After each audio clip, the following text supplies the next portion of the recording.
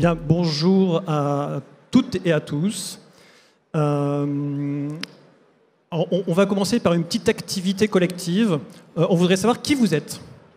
Et donc, pour ceux qui sont... Voilà, il y a beaucoup d'éclairage. Est-ce qu'on peut juste baisser un tout petit peu l'éclairage, s'il vous plaît? Alors, est-ce qu'il y a des professeurs? Est-ce qu'ils veulent bien, elles ou eux, lever la main? D'accord, merci. Des collectivités territoriales? Très bien, merci. Des entreprises de l'EdTech? Des entreprises, des éditeurs de l'éducation? Et puis des représentants de l'éducation nationale, du ministère? Des académies, des régions académiques? Ok. Et les autres peuvent lever la main après? Voilà, bon, ok. On a une bonne idée, je crois. Bon, merci beaucoup. Vous pouvez vous applaudir peut-être. Alors, je vous propose de commencer tout de suite notre table ronde. Il y a un an, quasiment jour pour jour, on était ici avec vous, non pas pour vous présenter la stratégie, mais pour parler de la stratégie des travaux que l'on menait, le ministère de l'Éducation nationale, mais également les collectivités territoriales, les entreprises de l'EdTech, les éditeurs de l'éducation, je vais y arriver. Et donc, tous ensemble, avec évidemment des représentants des professeurs, des enseignants, et des parents d'élèves, on réfléchissait justement aux grandes lignes qu'on souhaitait voir prendre par la stratégie. Et donc, on était venu vous présenter ces fameuses grandes lignes. On vous avait présenté également la méthode qu'on avait employée pour construire cette stratégie. Et donc, ça avait permis évidemment de créer ce collectif qui nous a permis d'aboutir.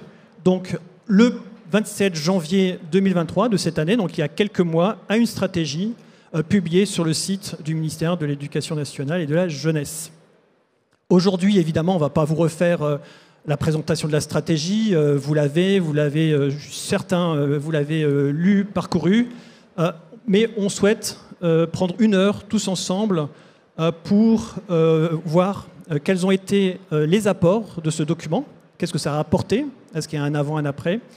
De pouvoir aussi, depuis le 27 janvier, donc qui est à peu près 10 mois, de voir sur ces 10 premiers mois quels sont les résultats qui ont été permis par la stratégie. Et puis ensuite, on terminera sur une espèce de prise de recul, de voir au bout, à l'aune de ces expériences, de ces 10 mois, quels sont les ajustements qui sont possibles sur cette stratégie.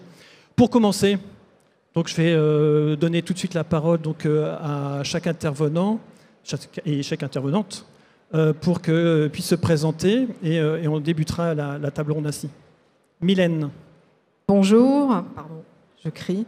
Donc Mylène Ram, je suis chargée de mission numérique pour l'éducation à l'association Avica, qui est une association de collectivités territoriales. Voilà, pour vous donner une idée de comparaison, on est un peu comme département de France ou région de France, sauf qu'on est spécialisé dans le numérique éducatif, dans les réseaux et dans le numérique, et moi sur le numérique éducatif. Et on a une petite particularité par rapport aux autres associations, c'est qu'on est multi-collectivité. Donc on regroupe des régions, des départements, des syndicats mixtes et toute la strate communale. Bonjour à toutes et à tous. Donc, Audran Le Baron, je suis le directeur du numérique pour l'éducation, la DNE. En deux mots, la DNE, c'est à la fois la DSI du ministère, donc on s'occupe des systèmes d'information du ministère, voilà, il y en a un certain nombre, et puis la direction qui s'occupe également du numérique éducatif. Donc le numérique éducatif, c'est comment le numérique peut être mis au service des apprentissages, mais également le numérique en tant que compétence, comment faire monter en compétence l'ensemble des agents, professeurs, mais également des élèves en matière de numérique. Donc voilà deux facettes de cette direction. Bonjour, je suis Oriane Ledroit, je suis la nouvelle déléguée générale d'EdTech France. EdTech France, c'est une association qui représente la filière de la EdTech, donc c'est environ 400 entreprises qui agissent en utilisant le numérique au service de l'apprentissage et de l'éducation, à la fois sur le scolaire, l'enseignement supérieur et la formation professionnelle. Et bonjour, je suis Célia Rosentraub, je suis éditrice scolaire, mais je préside l'association des éditeurs d'éducation, qui est en fait le regroupement de tous les éditeurs scolaires français, ou presque, donc une vingtaine de marques et de maisons. Cette association a pour objet de fédérer la réflexion autour des supports pédagogiques, évidemment, quels que soient leurs médias, papier, numérique, évidemment autour d'un objet que vous connaissez tous bien, qui est le manuel scolaire en centrale, mais pas que. Et nous travaillons évidemment avec la DNE et toutes les collectivités depuis fort longtemps sur la question du numérique. Ça remonte à la première expérimentation, pour ceux qui peut-être l'ont connu, dans les Landes, un collégien à un portable. Ça a commencé là dans les années 2000 et ça a continué jusqu'à présent. Merci à tous les quatre d'avoir accepté donc, de participer à cette table ronde. On commence donc tout de suite sur les apports. Hein. Qu'est-ce qu'a apporté ? Je vais te donner le micro, Mylène. J'aurais pu te prêter celui-là. Mais... donc de parler donc, des apports de la stratégie, de ce document, de la concertation, et donc quel a été le point de vue finalement des collectivités territoriales par rapport à toute cette méthode employée et du résultat qu'on a obtenu ensemble. Alors d'abord sur la méthode, les résultats on verra peut-être après. En fait ce qui était intéressant, mais ça avait commencé bien avant le mois de janvier, le 24 si je me souviens bien, c'est ça ? Puisqu'on avait commencé à travailler ensemble avec le ministère et les différentes strates. Et ce qu'on en retire surtout, c'est alors déjà un projet commun, bien entendu, mais donc des objectifs communs, un dictionnaire, une lecture commune qu'on est toujours en cours voilà, notamment de lecture de la loi, pour savoir si on est bien d'accord, est-ce qu'on lit la même chose, est-ce qu'on interprète la même chose, de bien savoir le qui fait quoi, de bien comprendre quels sont les différents intervenants. Bref, c'est tout ce qu'il y a autour de la concertation. Et on voit d'ailleurs, même dans les présentations de ce matin à la journée des porteurs de projets ENT, il y a des mots que l'on entend, quand je parle de vocabulaire commun, on entend accessibilité, réversibilité, interopérabilité, outils uniques, commun numérique. On entend en fait tout ce vocabulaire.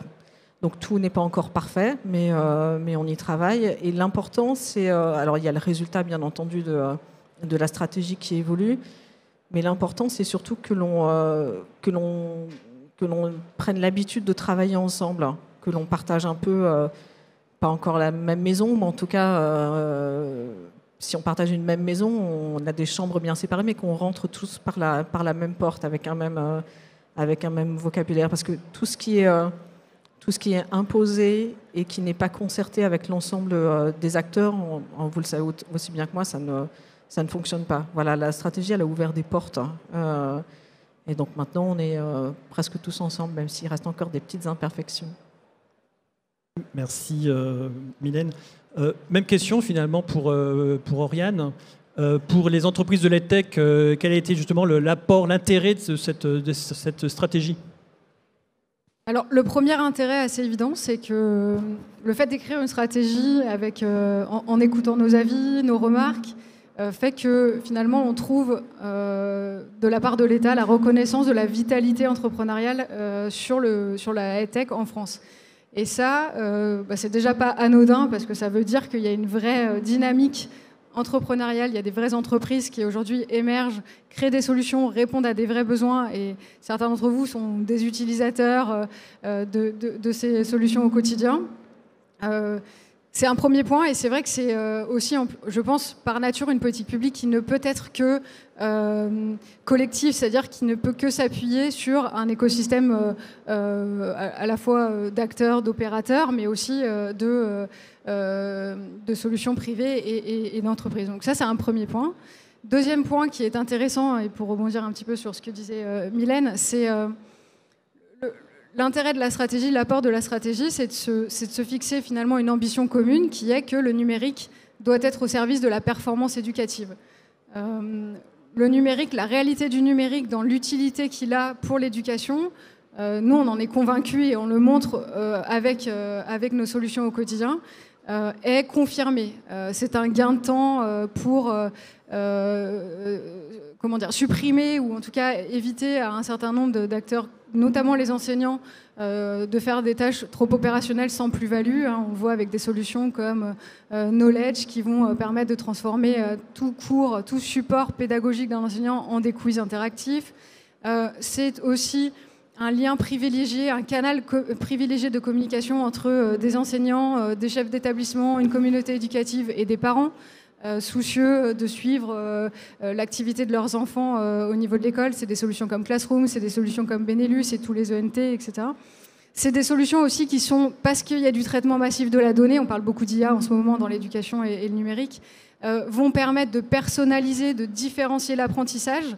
C'est des solutions comme Plume, c'est des solutions comme Lalilo, c'est des solutions comme Mathia, donc sur des savoirs fondamentaux qui sont au cœur aujourd'hui, je pense, des préoccupations collectives qu'on a sur la performance éducative.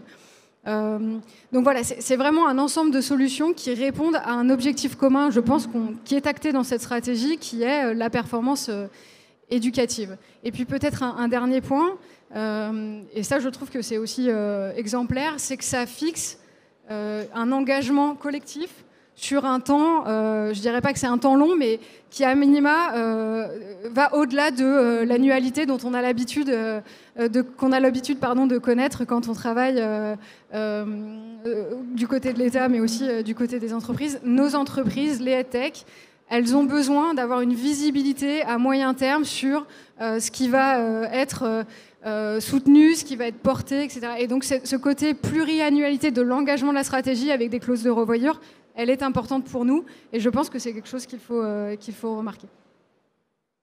Célia, alors pour les éditeurs de l'éducation que vous représentez, vous avez la même perception qu'Oriane et Mylène ? Oui, pour reprendre et pour peut-être compléter par rapport à ce que tu viens de dire, Oriane, sur le temps long, c'est vrai que c'était ce besoin de temps long, on voit bien qu'il est très nécessaire pour la question du numérique, puisque en fait, le temps d'appropriation pédagogique de l'usage du numérique nécessite un temps long qui dépasse évidemment, alors j'irais même plus que les années, qui dépasse aussi les changements de ministres, on va dire, et que cette stratégie numérique, elle permet, je pense, d'asseoir vraiment dans la durée, au-delà des changements politiques, qui sont des temps, on le sait, plus courts, ça permet d'inscrire dans des temps plus longs cette appropriation pédagogique, et à ce titre, nous saluons vraiment ces travaux-là qui nous permettent d'avoir ce temps long. Bien sûr, comme les EdTech industriels que nous sommes, nous avons besoin aussi d'un temps long pour piloter nos investissements et faire des choix structurels et stratégiques. Aujourd'hui, les éditeurs scolaires diffusent leurs manuels numériques sur l'ensemble du territoire, sur des solutions différentes, avec des connexions très fortes avec les outils du ministère, avec ceux des collectivités locales, avec les ENT. Tout ça, vous comprenez bien, avec la question de la sécurité des données, il y a des questions d'infrastructure et d'hébergement très lourdes qui se posent, et avoir ce type de stratégie déclinée en doctrine technique nous permet, nous, d'orienter, on va dire, plus sereinement que dans le passé, en fait, nos investissements, et c'est très important. J'ai en mémoire une expérimentation en 2011 où on nous avait dit on va mettre les manuels numériques sur les ENT, on va partir sur du tout online. Évidemment, on s'est rendu compte assez vite que ça n'allait pas marcher, puisque les établissements à cette époque-là n'étaient pas équipés. On a dû rétro-pédaler sur du offline. Tout ça est très coûteux dans des temps très courts pour des entreprises. Et c'est sans doute le deuxième point aussi que je salue dans cette stratégie, c'est l'écoute et le travail de concertation. C'est que l'exemple que je viens de prendre vous montre bien que l'écosystème avait dit attention, le online ne va pas fonctionner, on le sait. Voilà, aujourd'hui on n'en est plus là, on a dépassé ça, il y a un vrai travail d'écoute et de confiance, et je pense qu'on a une meilleure compréhension chacun des enjeux du ministère, des enjeux des collectivités, des enjeux des éditeurs et des EdTech, pour pouvoir adresser sereinement la suite. Et puis un point aussi notable, pour finir, c'est la stratégie numérique, elle s'articule avec une doctrine numérique, elle s'articule avec le GAR, elle s'articule avec beaucoup d'éléments qui nous permettent à nous d'avoir une vision complète en fait de l'intention du ministère, et pour nous c'est évidemment très important. Audran, vous êtes arrivé à la DNE en juillet 2021. Vous avez eu l'intuition en fait de la nécessité de rapprocher justement tous ces acteurs autour d'un document unique, d'une stratégie. Est-ce que vous pouvez nous redonner un petit peu qu'est-ce que vous attendiez finalement à l'époque, à la fois de la démarche et puis de cette stratégie ? Alors quelque part, beaucoup de choses ont déjà été dites, donc je vous en remercie parce que ça va permettre de raccourcir mon propos. C'est vrai que quand je suis arrivé il y a 2 ans, mais bon, c'est pas faire preuve de grande clairvoyance, hein, c'était quelque chose qui saute aux yeux de tout le monde depuis longtemps. C'est le numérique éducatif est derrière un écosystème extrêmement complexe, avec beaucoup d'initiatives de la part de la sphère privée, avec les entreprises de l'EdTech, les éditeurs de l'éducation. tout un chacun, la multitude de professeurs qui peuvent également décider, proposer des offres numériques, les académies, les opérateurs du ministère. Enfin, il y a beaucoup d'acteurs qui participent à ce numérique éducatif. Et donc le constat que je faisais, c'était un grand foisonnement d'initiatives où on ne voyait pas forcément quelle était la ligne directrice, vers quoi on allait exactement, c'est quoi le cap partagé de l'ensemble de ces acteurs, et de fait, il n'y en avait pas vraiment, ou en tout cas, il n'était pas écrit. Et donc, c'est ça qu'il a fallu, qui me semblait absolument indispensable de partager, d'où le travail qui a été fait, et merci beaucoup pour tout ce qui a été dit précédemment, qui confirme que, finalement, on a plutôt œuvré dans le bon sens. Je pense qu'il était utile de rappeler à cet égard quelques grands principes qui nous guident. Notamment, tu parlais, Célia, du tout numérique et qu'on en est revenu. Oui, et c'est quand on regarde justement l'actualité avec la Suède qui fait beaucoup parler d'elle sur le fait qu'elle fait un virage à 180 degrés. Après le tout numérique, on revient au tout papier, etc. Bon, tout ça, ce sont des débats qui sont sans nuance et qui sont réalisés au gré des alternances politiques. Je pense que la vérité, pour le coup, elle vient d'un certain nombre de syndicats de professeurs en Suède qui, eux, ont un discours, pour le coup, modéré, qui est de dire le numérique, ça peut être très bien dans certaines séquences pédagogiques. C'est au contraire à fuir dans d'autres types d'activités. Et les professeurs, ils sont là justement avec tout leur professionnalisme pour savoir quand il est utile de faire appel au numérique et quand ça n'est pas utile, voire contre-productif. Et donc, nous, c'est exactement le discours que l'on porte dans cette doctrine, dans cette stratégie, des principes de nuancés, équilibrés, qui n'est pas du tout numérique, mais qui est du numérique là où c'est utile, donc de façon raisonnée. Donc ça a permis aussi de poser ces principes et sur lesquels je crois qu'on était à peu près tous d'accord. Enfin, il n'y avait pas beaucoup de fanatiques du numérique qui étaient vraiment là pour dire que ça allait changer la face du monde. Tout est affaire de nuances. Ça a permis également donc, de fixer un cap et un cadre globalement partagé. Et donc, je ne reviens pas sur tout ce qui a été dit avant, vous l'avez mieux dit que moi. Et je pense que moi, j'avais également un enjeu interne au sein du ministère, c'était d'affirmer une certaine posture vis-à-vis des collectivités territoriales, des entreprises de l'EdTech, des éditeurs de l'éducation, etc. Une posture qui était une posture d'écoute, de co-construction, on y va ensemble, on n'est pas là pour que le ministère dicte une vision stratégique qui serait la sienne et qui ne serait pas celle des autres. Il s'agissait au contraire de bâtir ensemble une vision stratégique partagée parce que quand on parle de numérique éducatif, le ministère ne peut pas tout. Il a certes un certain nombre de compétences à assumer, mais d'autres acteurs ont leurs propres compétences et si tout le monde ne partage pas une même vision. Et donc et ça je pense, en tout cas à vous écouter, je pense qu'on a réussi à changer, modifier cette posture pour qu'on soit vraiment dans une logique de construction ensemble, d'une construction d'écoute et ça je tiens plus que tout à ce qu'on le prolonge dans la suite des opérations. Alors, on vous propose de zoomer du coup sur les premiers résultats, puisque effectivement la stratégie maintenant elle a presque 10 mois d'existence et évidemment il y avait 4 axes, il y a 16 actions clés. Donc l'objectif, donc prenons un peu le temps cet après-midi pour essayer de voir justement quels ont été les premiers résultats.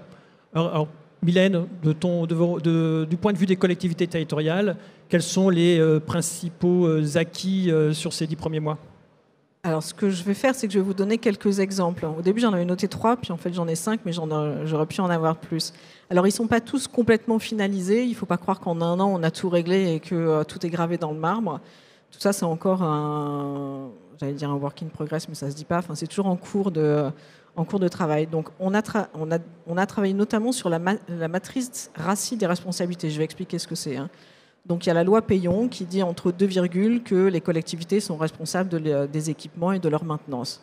Et quand on a dit ça et qu'on a ouvert le capot de la voiture, en fait, on n'y comprend plus grand-chose. Et donc, on a travaillé beaucoup sur cette matrice. On est toujours en train d'affiner ce que l'on comprend et pour savoir tout simplement qui est responsable de quoi. Donc, il y a la loi d'une part, mais ensuite, il peut y avoir aussi l'application sur le terrain. Et là, c'est important pour les utilisateurs finaux, pour qu'ils sachent qui appeler lorsqu'il y a un problème. J'imagine que vous, dans la salle, vous avez tous connu une panne. Alors, si c'est une panne de réseau, qui on appelle et qui est à même de répondre. Donc ça, c'est un des premiers chantiers que l'on a fait. Autre exemple, alors je vais employer un mot SCOP, qui est peut-être pas, que certains d'entre vous connaissent, mais sans doute pas tout le monde. Et donc l'idée, c'est de mettre à disposition de certains ayants droit, dont les collectivités territoriales, les emplois du temps des collèges et des lycées. Et donc ça peut être un super outil pour les collectivités territoriales. Alors on a pas mal de cas d'usage, on a le chauffage, on a l'entretien, on a le nettoyage, en tout cas tout l'entretien du bâtiment. Et donc il y a notamment une région qui s'est beaucoup investie dans Scope, notamment pour la gestion fine du chauffage des salles de classe. Et à la clé, bien évidemment, c'est beaucoup d'économies d'argent public. Encore un autre exemple, l'API statut de l'élève scolarisé. Alors ça, c'était une demande assez ancienne des collectivités. Ce que ça permet d'obtenir, c'est une fois que l'utilisateur, donc en général le parent, il a donné son accord, la collectivité peut obtenir immédiatement l'information si l'élève il est scolarisé, s'il est boursier et quel est son échelon boursier. Et donc automatiquement, par exemple, lorsque la collectivité offre des terminaux subventionnés, le parent peut savoir s'il y a accès et à quel tarif il peut avoir ce type de terminaux. Enfin, et j'en terminerai là parce que je crois que j'ai dépassé mon temps de parole. On a un groupe de travail sur les indicateurs. Et donc là, l'idée, c'est de disposer, parce que pour piloter, pour se connaître, il faut disposer d'indicateurs communs. Donc il faut les mettre ensemble. C'est un énorme travail. Donc on a fait déjà des heures et des heures de travail et on n'a pas fini. Donc l'idée, c'est de définir quels sont les bons indicateurs, d'avoir la même compréhension des chiffres dont on dispose et de pouvoir les partager pour mieux piloter. Donc les indicateurs des ENT, du GAR, de PIX, des terminaux, bien entendu, des collectivités territoriales. Voilà, vous voyez, il est beaucoup question de la donnée, en fait, donc toujours de ce partage d'informations que l'on met en commun. Merci Mylène. Donc effectivement, beaucoup de sujets autour du partage d'informations, du partage de données, d'essayer d'expliquer aussi de vulgarisation du code de l'éducation, qui parfois effectivement est une lecture assez difficile. Oriane, vis-à-vis justement des entreprises de l'EdTech, quels sont les principaux points que vous souhaiteriez un peu mettre en valeur qui ont été acquis depuis le début de l'année ? Alors peut-être 2 points. Le premier sera de l'ordre du symbolique et peut-être de l'anecdotique pour certains d'entre vous, mais comme dirait la chanson, c'est peut-être un détail pour vous, mais pour nous, ça veut dire beaucoup. C'est l'instauration d'un comité de filière. Pourquoi je dis ça ? Parce que il faut que vous ayez en tête que au sein de l'État aujourd'hui, il y a seulement 20 comités de filière. Sur l'eau, sur l'aéronautique, sur le bois, donc sur des gros sujets d'industrie, voilà. Et dans le cadre de cette stratégie, a été instauré un comité de filière sur le numérique éducatif. Nous, en tant que filière de la tech, on pense que c'est symboliquement important de reconnaître le numérique éducatif comme un secteur industriel où il y a finalement de l'emploi, des solutions, un certain nombre d'ailleurs de réponses qui sont apportées à des besoins prégnants en matière d'éducation par ces entreprises-là. Donc vraiment, premier point, ce comité filière qui crée une instance importante de dialogue, de travail et d'engagement aussi mutuel sur justement comment le numérique peut être au service de cette performance éducative. Donc vraiment, je pense que c'est pas anodin. Ailleurs qu'au ministère de l'économie, il y a seulement 2 comités de filière. Il y en a un donc désormais sur le numérique éducatif, il y en a un autre sur les industries culturelles et créatives au sein du ministère de la Culture.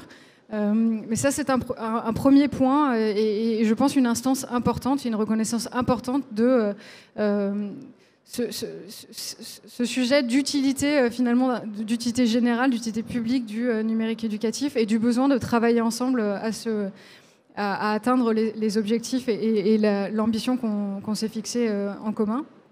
Et peut-être un deuxième qui est de l'ordre plutôt qui est moins de l'ordre de symbolique, mais qui est vraiment concrètement, on a des rendez-vous, des réunions, des espaces de travail fréquemment, ensemble, sur des sujets, comme le disait Célia, très concrets, à savoir l'interopérabilité, le numérique responsable, un certain nombre de chantiers qui ont été ouverts par la DNE, auxquels contribuent nos entreprises, et qui visent en fait à vraiment créer un chemin pour aller ensemble vers un objectif qui est défini, qui a été annoncé, et qui nous permet, nous, d'anticiper un certain nombre de modifications, de choses à faire, de choses à prévoir dans l'avenir, mais aussi de faire valoir nos points de vue, nos remarques, nos retours terrain.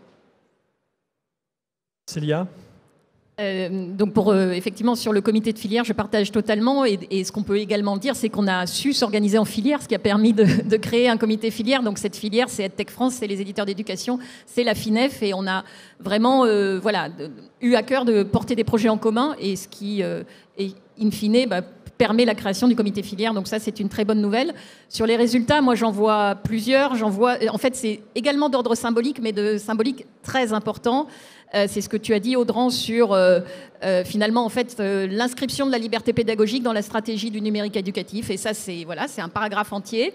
Et ça, c'est très important parce qu'on sait tous, et les enseignants qui sont dans la salle le savent. Le développement du numérique ne se fera que si l'enseignant est à la manœuvre, que si c'est l'enseignant dans sa classe qui sait s'il a besoin du numérique, s'il n'en a pas besoin, s'il a besoin d'avoir recours au papier, s'il a besoin d'avoir recours à une ressource du EdTech, c'est lui qui est maître à bord et qui doit, et si on veut un développement harmonieux des usages et organique et surtout efficace pour l'apprentissage des élèves, c'est effectivement, ça repose avant tout sur cette liberté pédagogique. Donc aujourd'hui, ça c'est un intangible pour moi qui est fixé dans la stratégie numérique et qui est très important.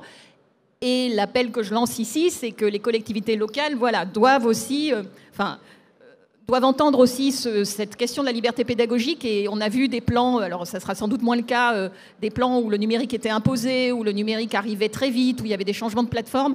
Voilà, attention, parce que le temps, encore une fois, de l'appropriation pédagogique du numérique, il est long. Et effectivement, il ne marche pas très bien avec le temps politique, mais il faut se donner le temps de faire monter ce numérique.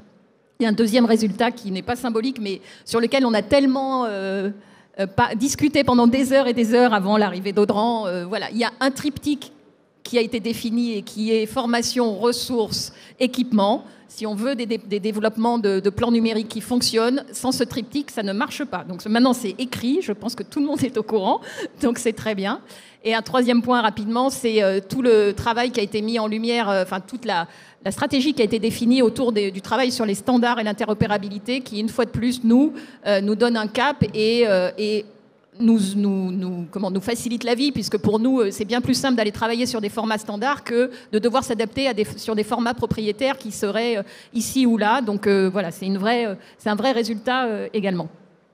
Merci beaucoup. Audran, quelques premières réussites, j'allais dire, quelques premières victoires, avec quand même beaucoup d'humilité. Qu'est-ce que, de ton point de vue, qu'est-ce qui a été aussi assez emblématique comme résultat depuis le début de l'année ? Alors, il y a un premier résultat qui est purement interne dans la boutique interministérielle dans laquelle nous évoluons. C'est que l'ADNE, le ministère de l'Éducation nationale, a une vision stratégique partagée qu'elle peut brandir à l'interministériel, et on n'est pas si nombreux dans les différents ministères à en avoir une. Et donc ça nous démarque. Ça fait que le regard des autres, et j'espère de Bercy, change sur l'éducation nationale, parce qu'il y a une question de sérieux, parce que on a quelque chose de très bien documenté, de partagé, et ça, j'espère que ça amènera un autre résultat en monnaie sonnante, traité bruchante, celui-là, dans les prochaines années, qui nous permettra d'être plus forts dans les négociations sur obtenir les moyens de notre ambition stratégique. Donc ça, c'est un premier point, mais c'est un peu de la cuisine interne, mais je voulais quand même vous partager ça, parce que c'est aussi ça mon boulot. Après, donc, il y a beaucoup de choses qui ont été dites là encore.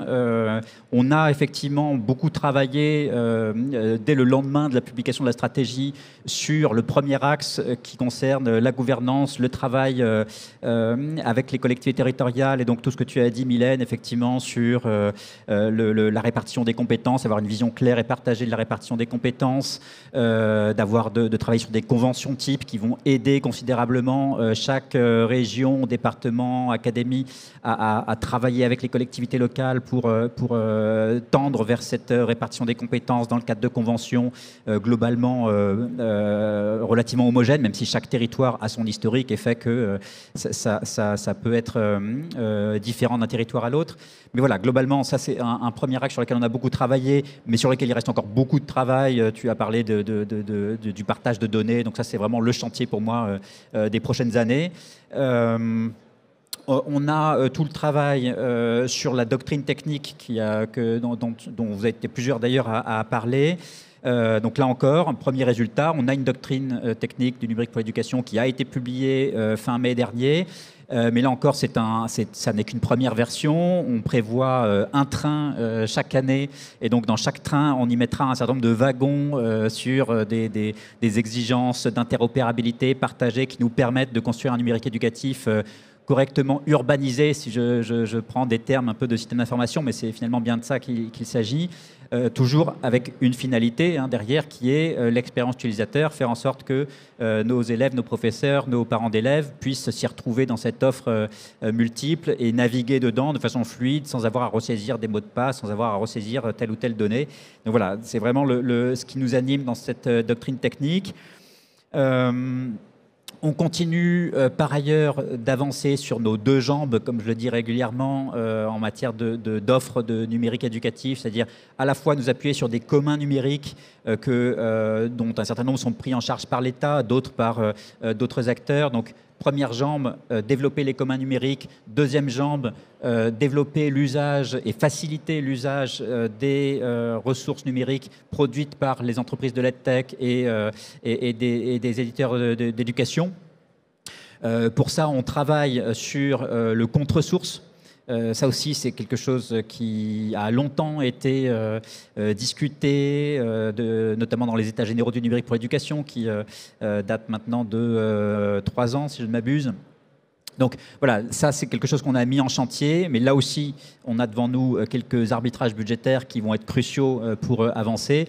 Mais voilà, je compte bien sur la nouvelle équipe ministérielle pour nous permettre de gagner les arbitrages en question. Et puis, un dernier point, alors c'est pas encore un résultat, mais parce que Célia le disait, c'est le temps de la transformation, il est long, et donc et moi j'ai l'habitude des transformations longues. Je sais que voilà, pour produire des choses, il faut un petit peu de temps devant soi. Donc moi c'est dans ce temps que je m'inscris, et donc je reviens pas sur ces propos. Et donc on a également acté au sein du ministère qu'on allait créer un incubateur de produits numériques.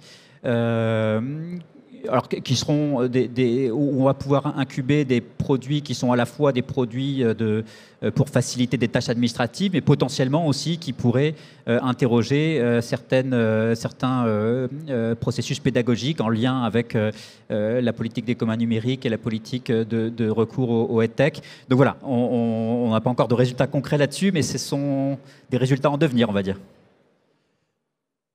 Alors des résultats, effectivement quelques résultats obtenus depuis le début de l'année. La stratégie, on l'a co-construite en 2022. On est à quelques semaines de 2024, et donc effectivement le mouvement de l'univers continue en fait. Il se passe quand même beaucoup de choses, et donc des résultats, des évolutions aussi autour de nous. Il y a beaucoup de sujets d'actualité. Et essayons de zoomer aussi un instant sur comment on peut justement prendre en compte ces évolutions et puis peut-être ajuster là où c'est utile la stratégie. La stratégie doit rester quelque part un document vivant. Du côté des collectivités territoriales, Mylène, est-ce qu'on identifie des attentes particulières sur les ajustements qui pourraient être nécessaires, utiles dans cette stratégie, sans par ailleurs passer cul par-dessus tête tout le document qui effectivement s'est installé progressivement dans les esprits? Alors, du point de vue bien évidemment des collectivités territoriales, donc de chaque territoire, pour qui l'élève est un enfant, un mineur, moi, ce que je vois, c'est qu'on pourrait à chaque fois peut-être relire les points de la doctrine que l'on avait écrit en se demandant comment on pourrait, on va dire, la faire sortir des murs de l'éducation nationale et comment ces parties-là pourraient être aussi bénéfiques lorsque l'élève est un mineur. Voilà, parce qu'on a de multiples acteurs qui interviennent sur le territoire. On a la collectivité, bien évidemment, on a les parents, mais ça, ils ont été pris en compte. On a les associations, on a les entreprises. Et donc peut-être qu'on pourrait faire une relecture de chaque point en se demandant si on peut étendre et faire une extension de cette stratégie. Après, moi, il y a un truc qui m'étonne toujours dans l'éducation nationale, mais là, je ne sais pas ce que peut faire la stratégie dedans, c'est parfois la complexité de tout, en fait. Ne serait-ce que je commence par l'emploi du temps d'un collégien qui me semble extrêmement complexe, avec des trous, avec je commence à 8 heures, je termine à... Et je ne sais pas ce que le numérique pourrait venir faire pour simplifier tout ça, mais je me dis qu'il y a sans doute peut-être aussi des choses à faire, peut-être se refaire un rapport d'étonnement par rapport à cette complexité, peut-être voir ce qui existe ailleurs et se demander si on pourrait agir. Et enfin, c'est un peu en lien aussi avec le premier point. On a dit tout à l'heure qu'on avait un groupe de travail sur les indicateurs et voir si les données de l'éducation, donc pas que du numérique, mais les données de l'éducation au sens large, comment est-ce qu'elles peuvent être utilisées pour d'autres actions sur le territoire. C'est toujours le résultat attendu est toujours le même, c'est-à-dire faciliter la rencontre de l'offre et de la demande de services, toujours au bénéfice là des mineurs et de leurs parents. Et je suis d'accord, j'aimerais bien que Bercy apprécie à son juste titre la stratégie. On est d'accord, les collectivités territoriales. Merci. Oriane, du point de vue des EdTech, justement, quels sont les ajustements que vous avez pu identifier et sur lesquels il faudrait qu'on travaille dans les prochaines semaines? Alors, trois propositions. La première va rejoindre ce qu'Audran disait précédemment sur la question du contre-ressource, c'est-à-dire la capacité à remettre l'enseignant en responsabilité sur l'achat des solutions dont il a besoin ou dont elle a besoin dans sa classe, dans leur classe. Ça, c'est vraiment un sujet d'engagement de la filière EdTech de manière très forte. On pense que c'est vraiment une façon vraiment importante et efficace de diffuser les ressources éducatives dans les classes et au service des enseignants et des élèves. On a fait quelques propositions de montants, vous vous en doutez. On pense qu'il faut que ce soit ambitieux pour donner la capacité aux enseignants de choisir vraiment des solutions qui sont robustes, qui ont fait leurs preuves et qui peuvent vraiment les outiller, les aider, les accompagner. Deuxième point, un peu en rebond avec un certain nombre de réflexions précédentes sur la question des communs, mais de manière plus large, nous on pense qu'il y a une marge d'amélioration dans la capacité à travailler ensemble, ministère, opérateurs du ministère et EdTech, solutions portées par des entreprises privées, pour un certain nombre de chantiers qui sont ouverts et pour lesquels des solutions existent aujourd'hui dans la filière. Pourquoi ? Parce qu'on pense que réinventer l'eau chaude, ça ne sert à rien, surtout quand on utilise de l'argent public. On est tous contribuables dans cette salle. Je pense qu'on a d'autres choses à faire en utilisant de l'argent public que réinventer des choses qui existent par ailleurs. Et donc nous, on est vraiment très constructifs dans notre position là-dessus et on attend que ce soit de la part du ministère, mais aussi de ses opérateurs, que quand on veut créer un outil, quand on veut créer une solution qui répond à un besoin, qu'on regarde d'abord si, dans l'écosystème, cette solution, ce besoin est adressé, qu'on puisse expertiser, évaluer la capacité de cette solution à aller plus loin et être utilisée par la puissance publique, mais en tout cas qu'on n'aille pas à l'aveugle dans des investissements publics qui n'ont pas, à notre avis, lieu d'être. Je pense vraiment, par exemple, sur les questions d'orientation, il y a un dispositif, un travail qui est mené par l'ONICEP aujourd'hui. Nous, on a des excellentes boîtes qui, aujourd'hui, arrivent à adresser des jeunes sur les questions d'orientation comme personne, parce qu'elles utilisent des mécanismes d'aller chercher sur des réseaux sociaux de type TikTok, etc., d'aller capter les jeunes, d'aller discuter sur les métiers, d'aller travailler sur leurs envies, sur leurs intérêts, etc. Et ça, je pense que ce serait une bêtise collective que de ne pas capitaliser là-dessus. Je pense par exemple à Hello Charlie, qui a un stand, mais il y en a d'autres. Et c'est pour nous important. Et peut-être troisième point, c'est quelque chose qu'on a formulé récemment et sur lequel on souhaite vraiment travailler avec les équipes de la DNE. C'est une proposition qu'on a formulée aussi au ministre, qu'on a eu le plaisir de voir il y a quelques jours. Nous, on pense que il faut qu'on soit un peu plus collectivement capable de définir une forme de parcours de montée en usage des solutions EdTech. Quand je dis ça, alors c'est peut-être un peu un terme barbare, mais l'idée c'est que, alors je caricature ou je la fais un peu simple, mais l'usager, c'est-à-dire l'enseignant pour les ressources éducatives qui utilisent le numérique, soit conscient, au courant du stade de développement de la solution qu'il utilise et qui puisse connaître justement les enjeux d'usage de cette solution. Quand c'est une expérimentation parce que le produit vient d'être imaginé et qu'il faut tester son utilité pédagogique, etc., que ce soit conçu comme tel, des expérimentations dans des classes, etc. Et c'est très bien, on sait qu'il y a plein d'enseignants, vous êtes peut-être dans cette salle, qui sont ouverts, curieux et qui veulent créer des conditions d'expérimentation de cette solution. Et nous, on souhaite que ce soit identifié comme tel, que vous sachiez que cette solution, elle a besoin d'être expérimentée, elle a besoin d'être testée, elle a besoin d'être mise sur le terrain pour se consolider. Et que petit à petit, quand vous avez par contre une solution qui a fait ses preuves, qui a déjà une utilité pédagogique qui est vérifiée, qui a déjà une conformité évidemment dans toutes les normes de sécurité, les normes de protection des données, etc., et que cette solution, elle a besoin de passer à l'échelle, elle est capable de passer à l'échelle, que là, on ait des mécanismes de soutien de passage à l'échelle. Aujourd'hui, on est encore un peu, je pense, dans un flou. On a des dispositifs qui sont pas forcément qui sont jamais trop des passages à l'échelle, malheureusement, qui sont des consolidations, des expérimentations, mais qui ne permettent pas aujourd'hui justement ce passage à l'échelle et qui ne permettent pas surtout de mettre suffisamment à la fois en responsabilité, mais en conscience et en connaissance ceux qui l'utilisent, en connaissance du bon stade de développement dans lequel cette solution elle est. Et donc voilà, nous c'est quelque chose qu'on propose de travailler, sur lequel on propose de contribuer. On a plein d'idées là-dessus. Et je pense que c'est quelque chose qui est nécessaire aujourd'hui, justement à l'aune ou à l'heure d'une forme de maturité, à la fois de travail en commun, de travail collectif et de maturité des solutions qui sont présentes dans l'écosystème de la tech. Célia, les éditeurs partagent-ils finalement les mêmes ajustements? En ont-ils identifié d'autres qui permettraient d'enrichir justement cette stratégie? Je ne sais pas si ça viendrait enrichir la stratégie, mais ce que je me disais en préparant cette table ronde, c'est que peut-être on aurait à gagner à créer, alors je ne sais pas comment il faut l'appeler, un observatoire, un centre de ressources, ou sur cette question de enseigner avec le numérique, c'est quoi ?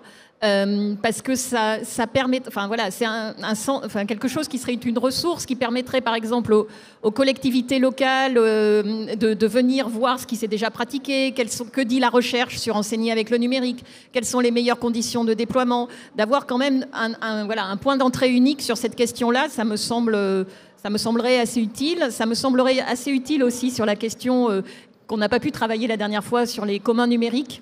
En termes de temps d'allocation et de moyens sur cette question-là, comment on peut adresser cette question, quelles sont les limites, et qu'on ait un temps de partage autour de ces questions qui sont quand même très structurantes et qui vont poser des questions de réutilisation de contenu. Je l'avais dit l'année dernière, ça avait un peu surpris, mais oui.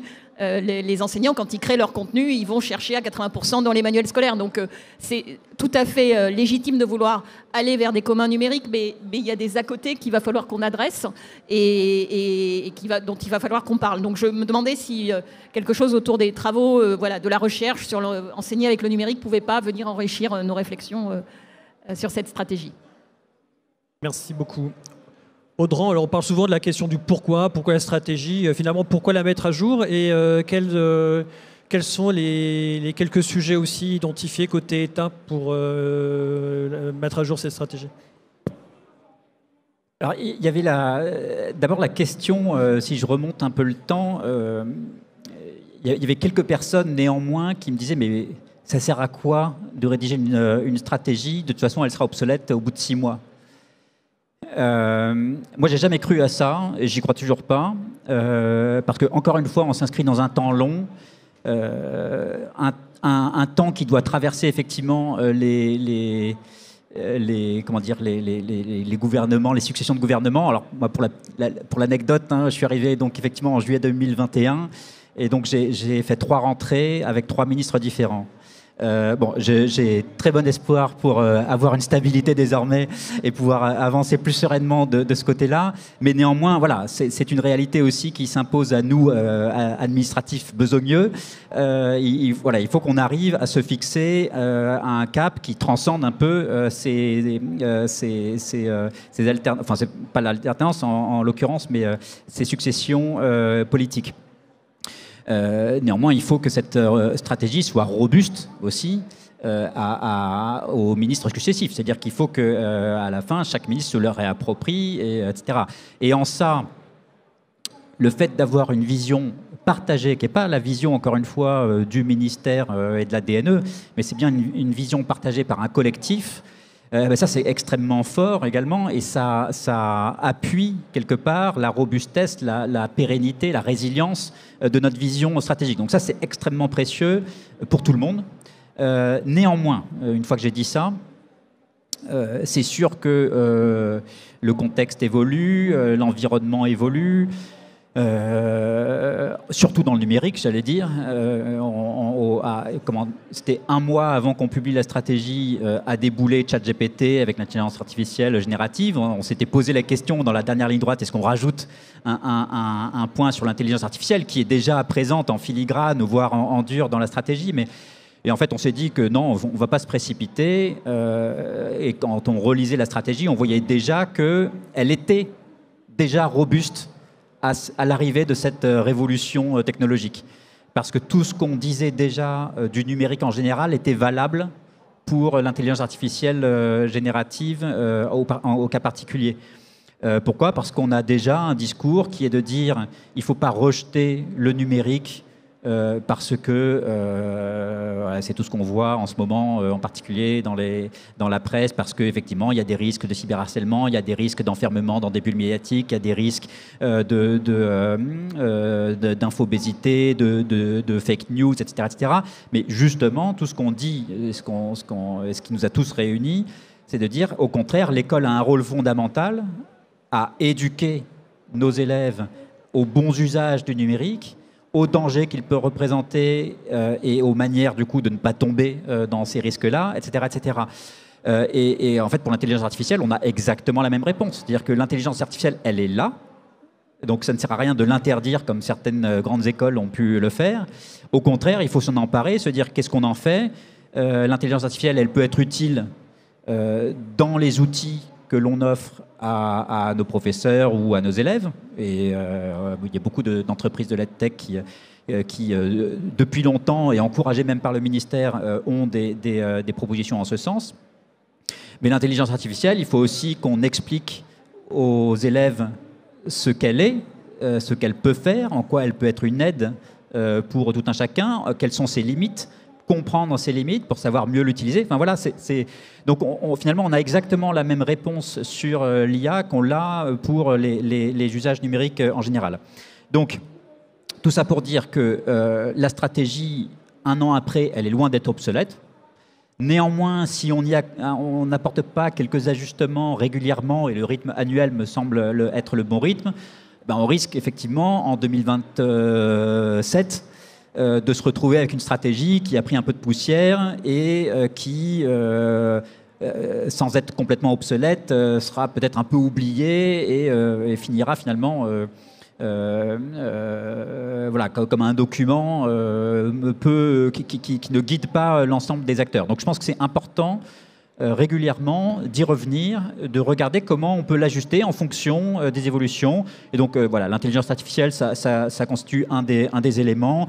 On a également évolué sur notre façon d'aborder ce qu'on a appelé l'Education Data Hub, ou la plateforme des données d'éducation. On a beaucoup concerté sur le sujet pendant tout le premier semestre de l'année. Maintenant, on a une vision plus claire de tous les fantasmes aussi qu'il pouvait y avoir derrière cette notion. Et donc voilà, maintenant, on est en train de recentrer le sujet sur une plateforme d'échange de données État-collectivité territoriale, parce que c'est ça qui est le besoin le plus précis, mûr, sur lesquels on sait vraiment où avancer. Il y a d'autres besoins qui sont plus futuristes, mais sur lesquels on n'est pas encore en maturité, et donc sur lesquels il faut qu'on attende, je pense, d'y voir plus clair avant éventuellement de remettre le couvert sur la table.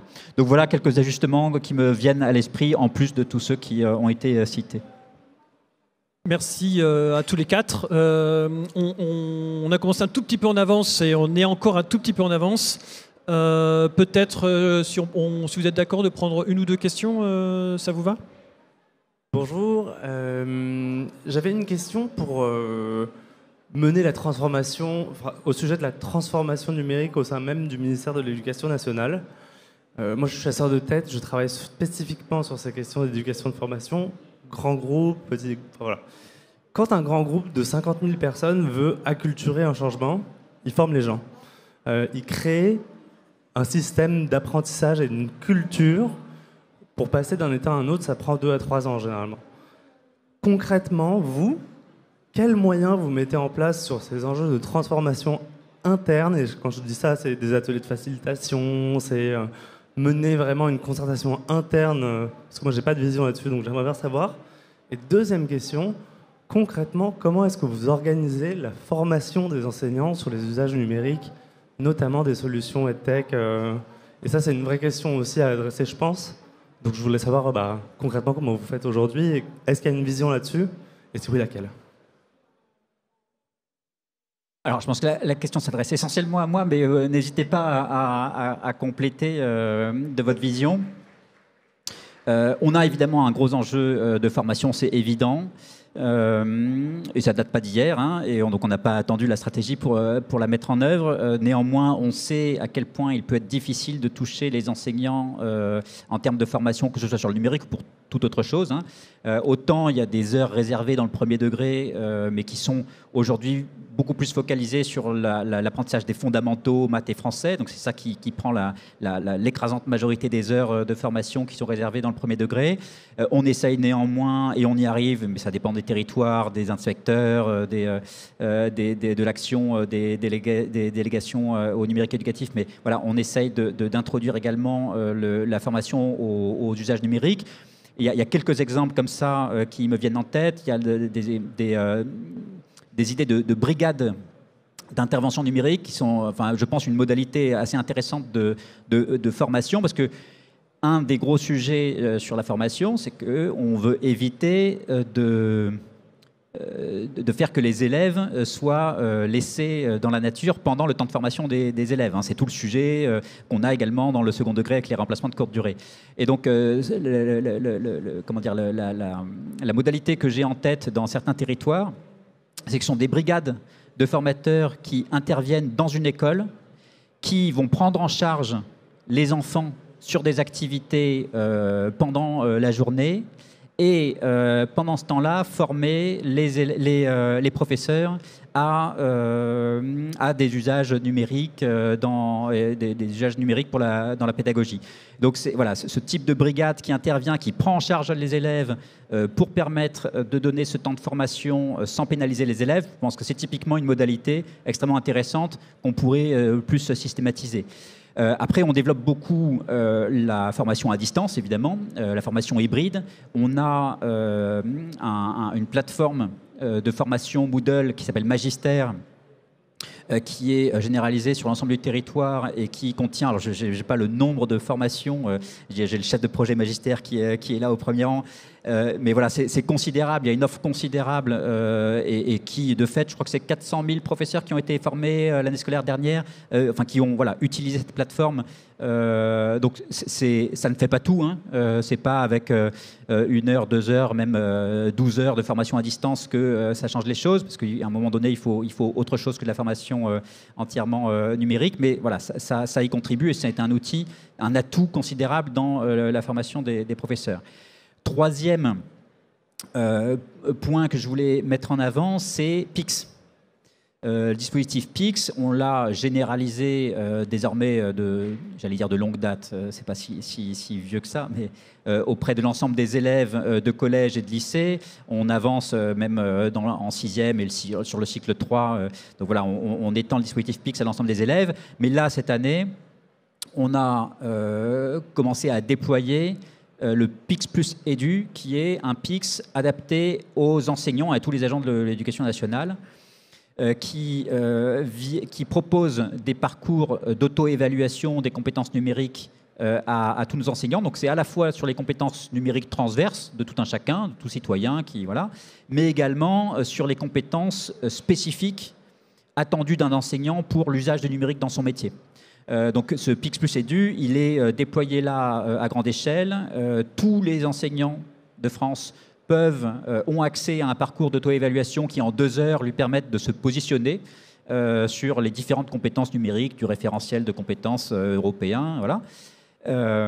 Et à partir de là, l'idée, c'est parce que l'évaluation pour l'évaluation, c'est pas ça la finalité. Hein. Derrière, c'est que chaque enseignant puisse se dire tiens, j'aimerais bien progresser sur telle ou telle compétence où je vois que je suis pas je suis pas au top et j'aimerais avancer là-dessus. Et donc là, c'est là que doivent prendre le relais les écoles académiques de formation continue en lien avec les DRAN, avec Réseau Canopé, etc.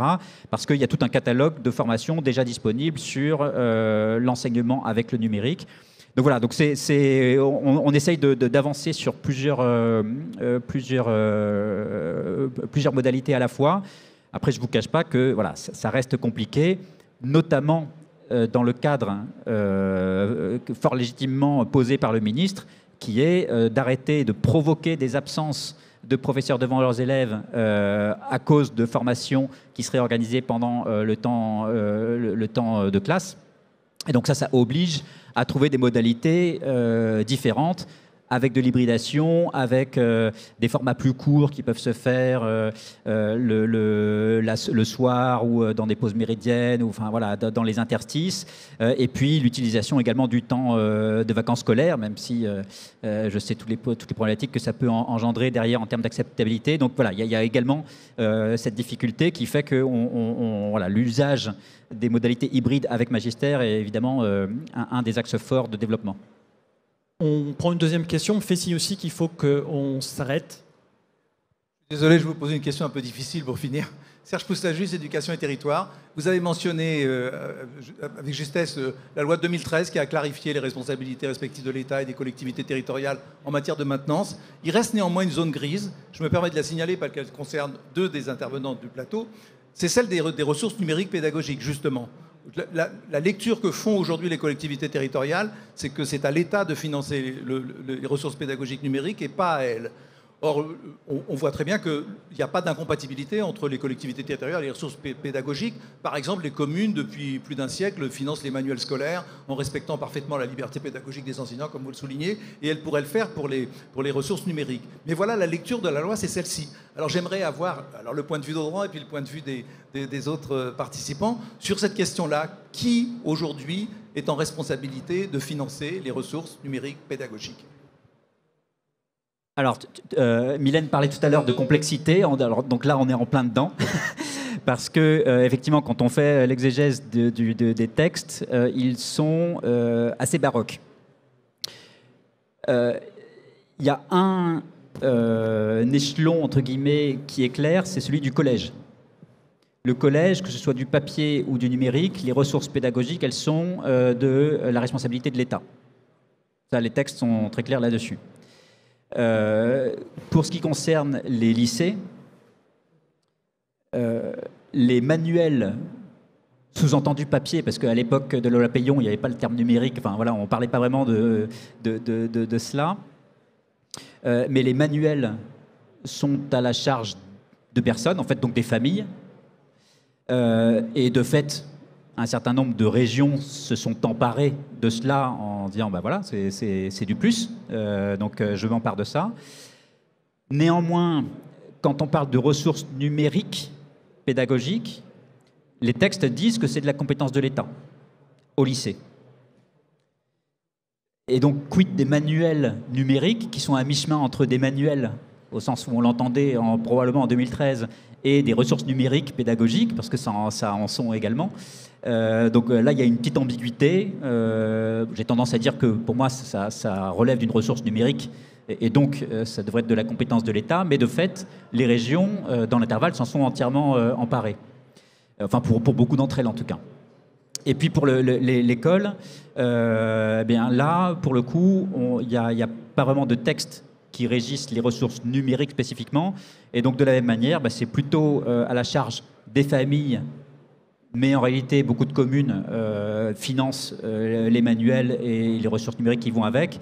Et donc là, pour le coup, l'État est beaucoup moins à la manœuvre. Donc voilà un peu l'état, en tout cas de l'exégèse des textes, de jurisprudence. Je crois qu'on l'a partagé ensemble Et donc, quelque part, il y a un enjeu, enfin, si je reviens à mon sujet de compte ressources, il y a un enjeu pour moi d'arriver à trouver des crédits pédagogiques qui viendront alimenter de façon pérenne ces comptes, enfin ces portefeuilles électroniques, entre guillemets, qui permettront aux professeurs de s'en emparer. Et alors il y a la question, est-ce que les collectivités territoriales veulent pouvoir mettre au pot, entre guillemets, c'est-à-dire alimenter de leur côté les ressources numériques, les comptes ressources. Moi, évidemment, je n'y verrai que des avantages. Après, il faut trouver les modalités pour le faire, et certaines collectivités le voudront, d'autres pas. Et donc, il y a aussi toujours une question d'égalité devant le service de l'éducation. Hein. Mais voilà, ce que je peux répondre. Je ne sais pas si Stéphane, tu voulais apporter des compléments ou Mylène. Non, mais j'abonde tout à fait en fait dans la difficulté là, lorsqu'on a commencé à travailler à la lecture de la loi et à refaire la matrice RACI. Il y a, d'ailleurs, c'est l'État qui l'avait fait au départ. C'est dans la loi. Des fois, il y a un point d'interrogation, et il y a dans la loi, et après il y a mais dans les faits, c'est la région et donc c'est voilà, il y a la loi, et puis il y a les faits. Il y a un dépassement en fait de compétences qui s'opère. Et comme le disait Audran, c'est d'autant plus compliqué que quand c'était un manuel papier, ça paraissait simple. Mais là, la frontière entre ressources numériques, le terme ressources numériques est extrêmement large. Et on voit bien que beaucoup de collectivités se sont mis à investir dedans, y compris pour faire entre le scolaire et le périscolaire. Donc, et puis ça déborde, ça s'enchevêtre. Voilà, donc il y a la loi, et puis il y a la réalité, en fait. Il y a la jurisprudence, on va dire. Merci à vous deux pour la réponse. Désolé, je m'excuse vers les personnes qui avaient levé la main. On n'a pas pu prendre toutes les questions. Audran, peut-être le mot de la fin ? Non, mais écoutez, merci infiniment. En tout cas, moi, je tiens à remercier l'ensemble des participants à la table ronde, parce qu'au-delà de leur participation à cette table ronde, c'est aussi toute cette mobilisation dans la conception de la stratégie, maintenant dans sa mise en œuvre. Et donc, voilà, on va avoir besoin de continuer d'avancer, parce que quelque part, on a fait le plus facile. Hein. C'est-à-dire qu'on a dit ce qu'on voulait faire. Maintenant, il va falloir faire ce qu'on a dit, et c'est toujours la partie la plus difficile. Donc, on se souhaite beaucoup de courage à ça, et merci par avance. Merci à toutes et à tous.